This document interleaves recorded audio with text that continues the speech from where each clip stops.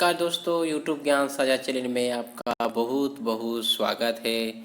दोस्तों, इग्नू की तरफ से बहुत बड़ी अपडेट आई है। दोस्तों, ये उन लोगों के लिए है जो कोविड-19 के कारण उनका रिजल्ट यानी 10+2 का या ग्रेजुएशन सेकेंड ईयर का रिजल्ट आने के उपरांत और उन्होंने अभी तक इस डिग्री के ना होने के कारण अभी तक एडमिशन से वंचित है। ऐसे में इग्नू एक बहुत बड़ी अपडेट इन नोटिफिकेशन के माध्यम से आपके समक्ष लाई है। ये नोटिफिकेशन में है क्या, ये मैं आपसे इसके द्वारा शेयर करने वाला हूँ, तो वीडियो पर बने रहे। पहले दोस्तों, नोटिफिकेशन को जानने से पहले अगर आप मेरे चैनल को सब्सक्राइब नहीं किए हैं तो सब्सक्राइब करिए, और अगर वीडियो पसंद आया हो तो लाइक और इस महत्वपूर्ण जानकारी को अपने दोस्तों में ज़रूर से ज़रूर शेयर करिएगा। देखिए नोटिफिकेशन में क्या लिखा हुआ है। ड्यू टू द कोविड-19 pandemic, the examination process of all educational institutions in the country has been affected and the declaration of result has been delayed. As a result of this, students aspiring to join higher educations are not able to produce the result of their qualifying examinations. आप समझ पा रहे हैं, कोविड-19 के कारण आप अपने result से वंचित है और हायर एजुकेशन प्राप्त करने के लिए आप जो क्राइटेरिया होता है आपका फाइनल ईयर का रिजल्ट शो नहीं कर पा रहे हैं।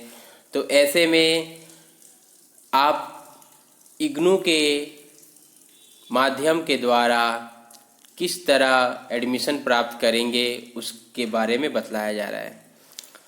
In order to provide the relief to such aspiring students and in keeping with the guidelines issued by the University Grants Commissions, following has been decided.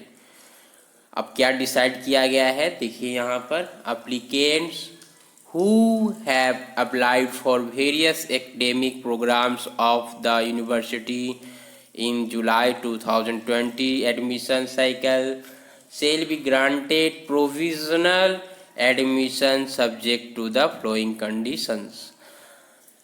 जो अप्लाई करना चाहते हैं उन्हें प्रोविज़नल एडमिशन मिलेगा जुलाई 2020 के सेशन में, साइकिल में। और इसके लिए क्या बतलाया गया है नीचे में, applicants of programs for which eligibility requirement for admission is a bachelor degree have passed the second year या fifth semester of the bachelor degree and have submitted the mark sheet in support of the above. और second year bachelors degree में आपका पूरा होना चाहिए या fifth semester आपका पूरा होना चाहिए, तब आप पोस्ट ग्रेजुएशन के लिए अप्लाई कर पाएंगे अगर आप बैचलर्स के स्टूडेंट्स हैं तो। वहीं बी में दिया गया है, applicants of programmes for which eligibility recruitment is 10+2 equivalent have appeared in the 10+2 equivalent examination conducted by the respective school board in 2020 and their results are awaited.